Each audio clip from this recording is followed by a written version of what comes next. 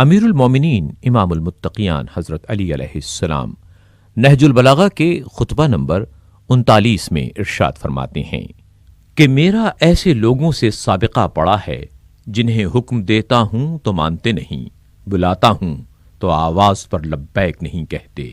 تمہارا برا ہو، اب اپنے اللہ کی نصرت کرنے میں تمہیں کس چیز کا انتظار ہے؟ کیا دین تمہیں ایک جگہ اکٹھا نہیں کرتا اور غیرت اور حمیت تمہیں جوش میں نہیں لاتی؟ میں تم میں کھڑا ہو کر چلاتا ہوں اور مدد کے لیے پکارتا ہوں، لیکن تم نہ میری کوئی بات سنتے ہو نہ میرا کوئی حکم مانتے ہو، یہاں تک کہ ان نافرمانیوں کے برے نتائج کھل کر سامنے آ جائیں۔